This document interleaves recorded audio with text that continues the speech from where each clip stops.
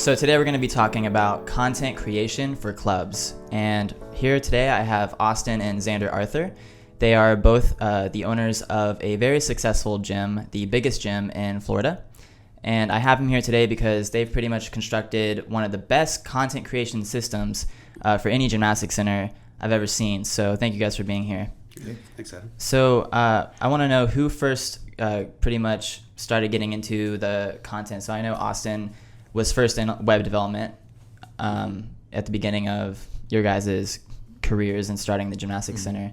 And then I know you guys have this whole system for multimedia design and everything. How did all of that get started? Because I've never seen any gym owners that actually do any of this kind of stuff. Yeah, well, that was definitely Austin because I was more on the side of being the gymnastics coach and the gymnast. Mm-hmm. So Austin was really the one who started creating like flyers and images, and he knew more about multimedia and design work and digital work and things like that. So he started doing it when he was really young. So maybe Austin tell about that. Yeah, well, both of us were in a band when we were kids and teenagers, and so the one thing that we knew we had to do was to get the word out for our music. So we'd create flyers. So I got a computer and a laptop and started to learn how to use Photoshop to make flyers and pass them out to other kids and teenagers in the neighborhood. And that's how it got started. And then we started managing gyms, as we evolved as coaches. And through there, we started to do work just like that for the clubs that we were working for, kind of making designs for them in terms of their websites and flyers for events, like, if they're having a parents' night out or a camp or something like that. So then it evolved, of course, our journey evolved to where we were doing it for ourselves and then doing it again for other clubs, but in a different capacity as a, contracted work. That's really interesting to hear that you guys already started your marketing journey back when. How old were you guys when you had that band? He was probably 10. I was 10 years old. 14. Yeah. Oh my gosh. Oh, 11. Well, we grew up together, and I want to clarify for everybody, we're 3 years apart. It's not that I was immature. It was that he was very precocious. So he was pretty young, and I was probably like 12 or 13. I think you were probably 10 or maybe 9. Maybe, I don't know. Yeah, but we started learning about marketing back then because back then everything was a street team. So you only had community outreach because the only like social channel, if you could even call it a social channel, was MySpace. Oh yeah. And that's where you would have the website that you can promote mostly for bands, and then it evolved to like personal page, and that's where MySpace turned into, I guess. Well, I think MySpace is still out there, but yeah. Well, I guess people started using Facebook instead for everything. Yeah. But the thing is, MySpace was the only thing out there for that, and it was mostly just text and some pictures. But there wasn't marketing on websites like at all, back then. So it was all street team stuff or community outreach where you go on the street and you pass out flyers, you throw flyers on the floor and things like that, put it on people's car, talk to people. But there was no like digital marketing. That didn't exist back then. Yeah, no, I don't think so. Yeah, so at least you guys knew from day one that the importance of, getting the word out. I want to talk about the importance of content creation as a very pivotal part of the entire web marketing system. So do you think you guys can explain in your own words how important it is as the very first step in web marketing, why content creation is the foundation of it all? Yeah, I think Austin would probably describe it better, but let me first explain what content is, because for some gym owners, marketing in general is just extremely foreign to them. So I think we need to break down exactly what content is, and then there's some other things in marketing we won't go into in this podcast, but content is really the first step in your marketing journey. So there's multiple phases. There's content creation, there's multimedia design, which is like graphics and editing and things like that, video animation, and then there's web development, and then there's digital marketing, social media, community outreach, things like that. So content is the first step in the journey, which is gathering photos, gathering videos, writing descriptions, writing what we call ad copy, which is where we create blogs and words to put on your text to put on your website, and flyers and subject lines and things like that. So that's really what content is. Yeah. And so, but when it comes to media, Austin's more the expert there. So that's gathering the photos and videos. And Austin will go ahead and explain why good quality content really sets the stage for a successful marketing campaign. Yeah, it's interesting. It's exactly right. So not to conflate the two, taking the pictures for your flyer, getting the picture of the coach that you want to put on a great flyer, and you're going to put a graphic around her and make a big circle behind her. That's all the multimedia design part, the stuff that comes after you capture the content to provide to make that flyer, right? Or the advert, video advert, or whatever it might be, something for a website. The thing is about content creation is really interesting. It's really changed a lot over the years. When we were first getting started, it was so important to have beautiful content, perfect quality, if you really wanted to be taken seriously. And early on, that's one of the things that really stood us apart from a lot of clubs, is that we took content creation so seriously in the multimedia design. We knew that we had to look like Coca-Cola, like McDonald's, to really stand out from the other clubs. Yeah. And so it really made us successful. People would come in and they'd think that we're a franchise and just one of many. And it was just because we paid so much attention to detail. As I would say, every detail matters. But it's funny because it's changed a lot in the past couple of years. Now that is necessary, but it's not the only thing. You also have to have very organic feeling content, which is something totally new. In the past, if you had organic feeling content, it was just called garbage. But now, if you don't have organic feeling, if you don't have organic feeling content, you feel it feels like you're not real people. Right. And organic feeling content means you could take a phone and you go like this, which if anybody who's ever worked with me in multimedia design, I hate taking video like this. So this versus this. Yeah, portrait and landscape. Right. Because the TV is like this. The laptop is like this. But these days it's totally different. Everybody's looking at the phone like this. Right. So you could just go as a gym owner and take a video. Hey, we're here and we got parents' night out. And in the past, that'd be considered ridiculous. But in the present, that's very good to do. It feels like people want to feel very connected with you. Like you're just a regular person and you're just one click away from them.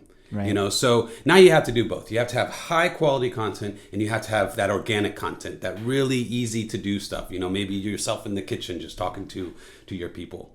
So it's changed a lot, but with regard to high quality content, it's also something that's quite interesting. You could do high quality content with just your cell phone these days. True.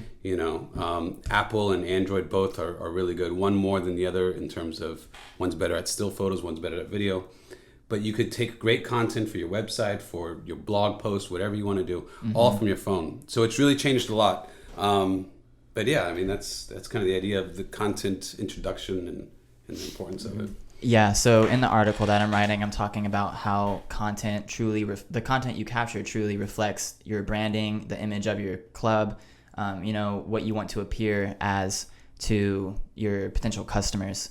So I feel like that's one thing that people need to learn how to do is take the right kind of content and, have it actually apply to what their business is about. Because, your Gymnastics USA, your gym, it's all about the positive approach. And if that doesn't reflect in the content that you get, then I feel like the branding is not going to make any sense to anybody. Yeah, that's true. Yeah. So how did you guys, first come up with that branding at your gym? Because I know that that's pretty much a lot of what our content is based around. Yeah. Well, we knew we had two themes we wanted to work on, which was patriotism and positivity. So we stuck with those themes quite well.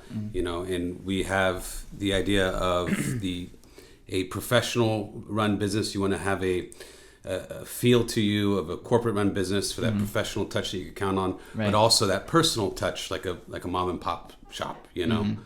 So those were the arcing themes that we went with. And we really honed in on them between the positive approach, between patriotism, and between that blend of corporatism, but also small town feel like us, like we're one of you. So I don't know if you have any more thoughts on the subject. No, that's exactly what it was. And I remember when, in regards to the subject, I remember at the beginning we didn't have any way to get content at all because we weren't opening a gym. We didn't have a gym opened. So we couldn't get any photos of the facility. We couldn't get any photos of kids or anything like that. And so we had to use a bunch of stock footage of kids. And now you see the pictures that we used in 2014. Every single gym has the kid that's on. The famous one is the kid that's holding the rings, just feet up. Yeah, the knees tucked up, smiling, the blonde hair. Everybody has that photo. And there's a few others. The 3 or 4 girls with leotards. That's a really common one. So the point of that is that now you can't do that anymore. Like all that content has been used over and over and over, and you don't want to look, and you'll look just like the gym that's right next to you. So you really have to take the photos and videos yourself in today's time. Yeah. people smell the clip, the royalty-free art photos. Yeah. They could tell quickly. They could tell that the stock images don't give that personal touch like you were talking about. Right. And it doesn't actually give them what a real sense of your business looks like on the inside, you know? So, in the upcoming articles and information we're going to be talking, content is the very first subject. Can you talk about like exactly why and then what leads after that? Yeah, sure. Absolutely. Process. So it is the first step, because if you don't have any images or video footage or any descriptions, any ad copy, you really don't know where to go next. You can't work on nothing. And also, if your videos or photos are really poor, you can't polish garbage.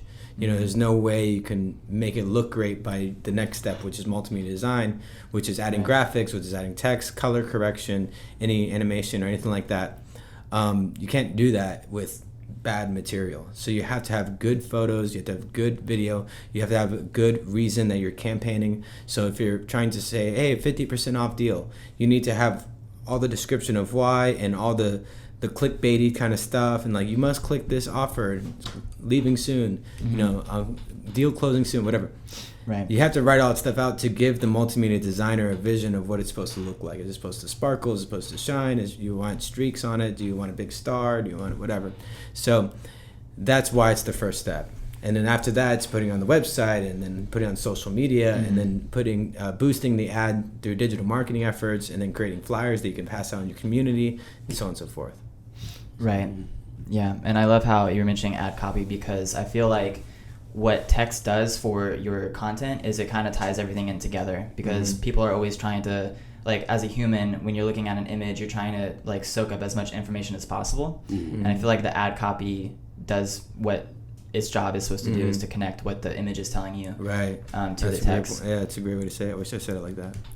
Yeah. So one thing I want to know is, I really want to help gym owners and club owners all over the world with this. So you're a club owner, you've never really been doing content creation besides maybe here and there, social media and stuff like that. What is the first step to getting a process going? So is it hiring somebody who's a photographer, or maybe getting somebody that's already a coach in that does this kind of stuff? Like, what would you advise to club owners to start this process for their gym?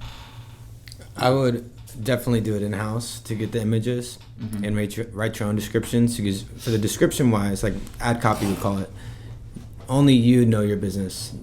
You know it better than anybody else. So at first, you're going to have to write your own descriptions until you get to the point where you have, the staff and the team to be able to build that stuff for you. But at first, you're going to have to do it as the gym owner.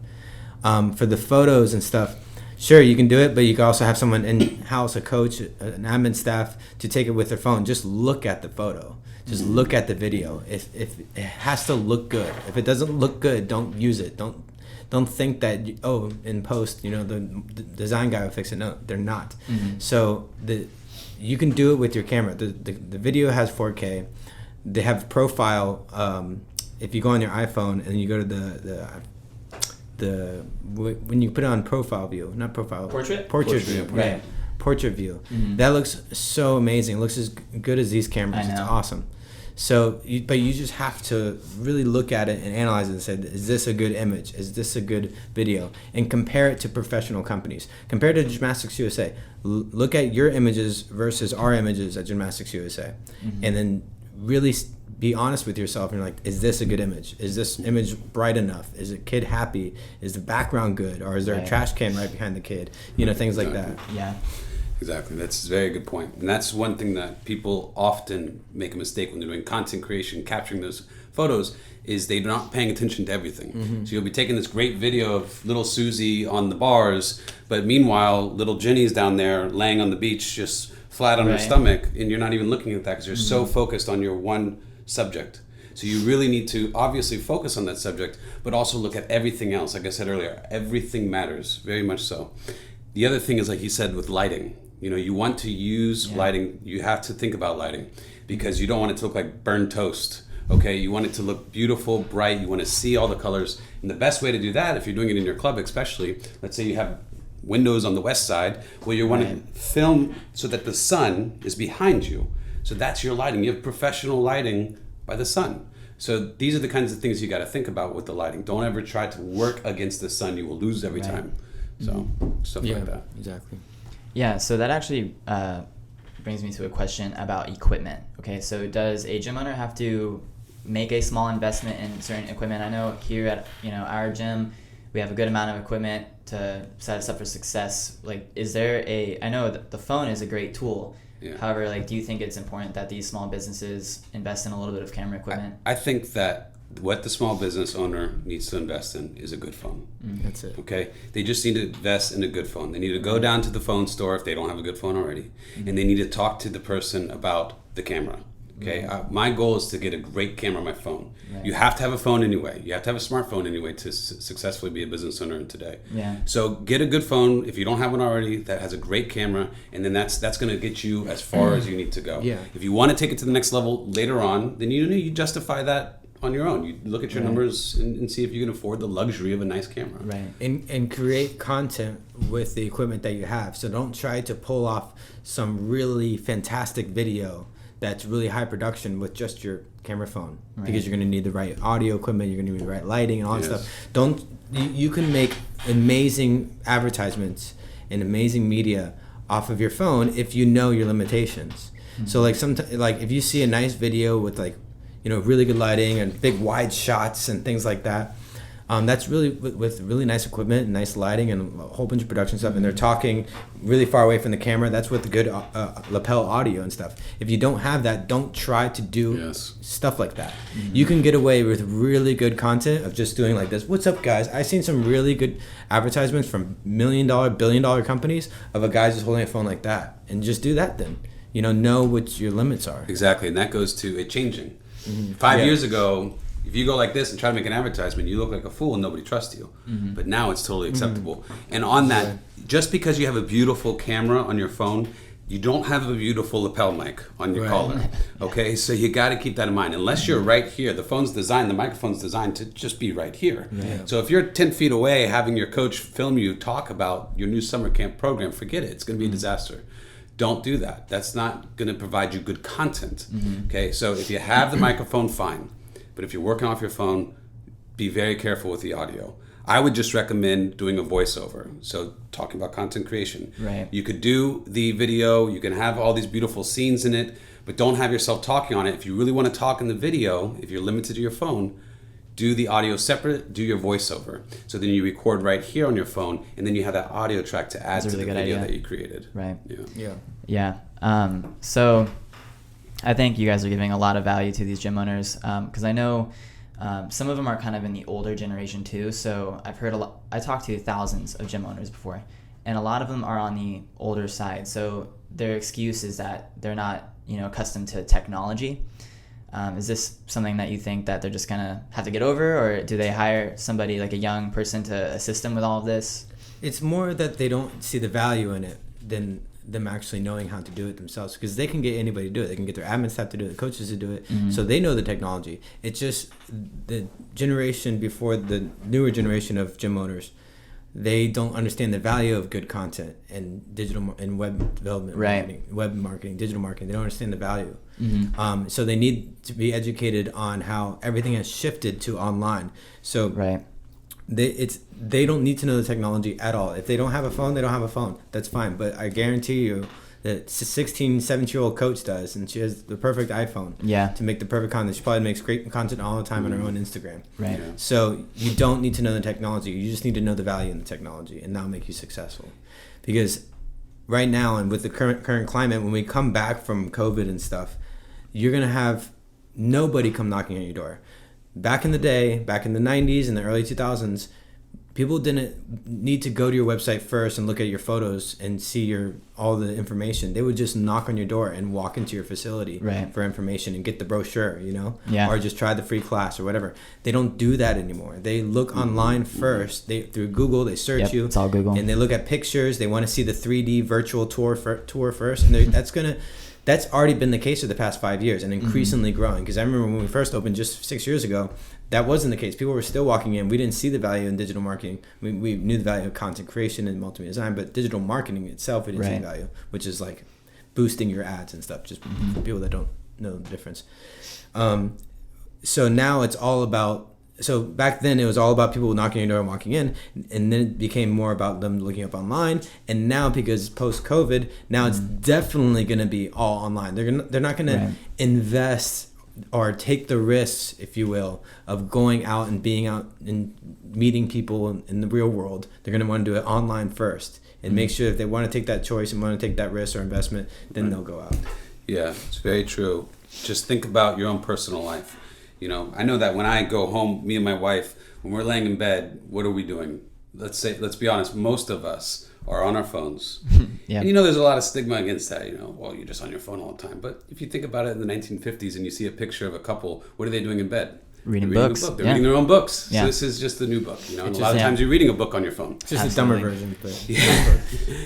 But So my point, though, is people are always on their phone. So when the parent wants to look up what to do for little Susie, she's doing it on her phone, just like Zander said. This is everything. This is like a part of our body now, you know, the phone. So it's so important. Like I said, people aren't walking in. They're walking in digitally through your phone. Right. I want to say one more thing about whether or not to hire somebody for content creation. I think it's actually a really bad idea for gym owners to hire some hotshot contractor, some guy who just knows everything and is going to come in and do this wonderful thing. It's kind of like how it's always a bad idea to start a cheer program in your gym just based on one coach, because this one coach is going to come in and do it. And then what happens when he disappears? Right. And he spent half the 6 months just saying things he doesn't even know what he's talking about, just to try to prove his worth in the company. Well, a lot of times it's the same thing with these rogue content creators. I'm not talking bad about people who do this for a living. There's wonderful people who do it for a living. I'm talking about the risk for a gym club owner, our industry, to hire somebody outside to do this. It's a high risk. You can waste a lot of money, you can waste a lot of time. When you could just, like he said, there's so many wonderful staff members, I'm sure, that are always on the gram. They know exactly how to use the technology. Just have your staff do it if you can't do it. Have your son do it, your nephew do it. Right. Maybe you hire a team later on, which obviously are a little bit more trustworthy, you know, but those are things down the line when you're ready to take the next step. Ultimately, it's right here. And if it's not in your own hand, it's in your staff member's hand. So, yeah. And plus, you know, if you hire somebody else to do everything in your business, then you don't ever get the chance to learn everything about it. And I feel like as a business skill, social media, marketing, community outreach is a very necessary skill. So then you're just giving up the chance to learn more about the thing you should be learning more about. And just basic management and leadership, you never want to just abdicate a job to somebody, meaning that you're just like, hey, go do this job and post on social media now, go do it. They're always going to do a bad job, no matter how good they are as a person or a worker. You have to make sure that it's a process between you and the person that's getting the content. Right. In software, we call it you as the owner and the developer. It's a constant relationship of back and forth of not micromanaging, but just saying, hey, can you get today? You get three photos of Susie on the bars. Tomorrow, let's do 2 photos of Johnny on the bars. And then come back to me. And then they come back to you and say, oh, what'd you get? Oh, it looks pretty good. Maybe let's try again with this. And then it's a back and forth and making sure that there's some accountability there. And then it actually is what you want and then post it, you know? So like I then work on that framework. yeah, it's the difference between abdication and delegation. Right? You delegate these things, which means that you are setting the criteria. Right. You are setting the criteria and doing the review of the work. You know, you're not just, hey, all right, we got Hotshot over here. He's going to do everything. That's abdicating your authority, and that's never a good thing. Yeah, So, it would lead to failure every single time. Yeah, and I'm sure all the always. people listening would be like, yep, I've done that 100 times and I still haven't learned a lesson. exactly. Yeah. Also, you actually made me think of something. You were saying, hey, you know, go shoot Jimmy doing something on the bars. And that actually reminded me of the concept of documenting everything that's going on and curating the content. So if you were to do a percentage of how often we're just going into the gym and documenting what's already happening versus how often we're curating the content, meaning creating a concept and scheduling and, you know, planning it out. I think it's extremely pivotal that you document way more than you are trying to create things, you know, because it's already happening. It's going to be easier for you. Yes. And all of that comes naturally because your coaches are taking videos of their gymnasts for instructional purposes. So, and that could be the documentation side of it, or just recording a meeting or something with your staff and then using it as a social post. So, Yeah. What's easier, taking your phone, picking it up, and doing this, or saying, "Oh, okay, little Susie, what you gonna do now? You want to smile like this, and then put your hand up, and you're gonna do a salute." This is a very difficult thing. Exactly. So this is step 2. This is when you've mastered step 1. Just picking up your phone, At least putting it on starting Instagram. That's it. Right. You started step 1. But and so that's saying getting started, even if it's not perfect. And I agree with that. So it's like iterations, like one step at a time. So like you were saying before, when you're trying to make good content, yes, everything matters. But if you're trying to get started, everything doesn't matter. You're just going to have to start posting, getting you said content. iterations, perfect. Right. You start at step 1. Yeah. And then you go to step 2 when you're ready. Right, and just get better and better at it. And then if you really want good quality images, you're gonna have to curate it. You're gonna have to set the scene and so on and so forth. All right, last topic here. So let's just say somebody has started. They're getting in the photos. Where do people begin with the editing, the multimedia design part of this? You know, not only are people not professional photographers, luckily they have their cell phone nowadays, but they're probably even more not editors, video editors, photo editors. You know, do you guys have resources that you can give these gym owners, or maybe, you know, a solution to that kind of problem they might have? Well, I think one thing I would say is don't go and download Photoshop. You know, it's an advanced tool. There's these days, there's so many tools out there that are free and very easy, and there are apps on your phone, Canva, you know, and there's just so many of them that are just fantastic. That will, in a couple clicks, you could do what it would take an hour for a professional to do. At first, you're gonna need to do it on your own. See if you can do Canva and things like that. You can also get Fiverr guys to help you, as long as you actually write out exactly what you want. You know, don't just send someone tell them to do it and bring it back. You're not gonna like it. Nobody can read your mind. Make sure you write out acceptance criteria, meaning like describing in words what you want done to the image or video. Try your best to do it in-house to save money. When you're ready for that next step, it's best to get either someone that knows what they're doing or hiring a third-party company. We have a company called My Web Solution, which for our listeners, Adam is actually the VP of. And so we actually provide any type of marketing resources. So, well, not so much content creation, because we can't actually physically go to your location. We can, but... Yeah, very expensive. But we're here in Florida, so that doesn't work. But we do multimedia design, we do web development, digital marketing, social media work. Yeah, I mean, I think it's insane that a company could literally pay a few $100s and have so many resources behind their know, business. Exactly. But and that few $100 might cost you thousands in paying yourself and paying your employees to do. Right. You just spend a few $100s to a third party that can do everything under the sun, because they have the resources to do it, like us. And that's why it's best to go with a team and not just some individual you find off Craigslist or something like this. Right, exactly. Yeah, and a company that knows your industry. That's the biggest reason. Right. And it's another reason why we keep our prices low in our case, because we know the industry, we care about the industry, we want the industry to be great. Yeah. You know, so that's part of the whole thing. Yeah, we're one community. Yeah, well, both of you, thank you so much for being here. I hope to have you guys here way more often so we can talk about other things too. Thanks We for got to putting do it up. multimedia design next. Yeah, okay. Next Go in up. order. Yeah. Cool. All right, thank you. Thank you.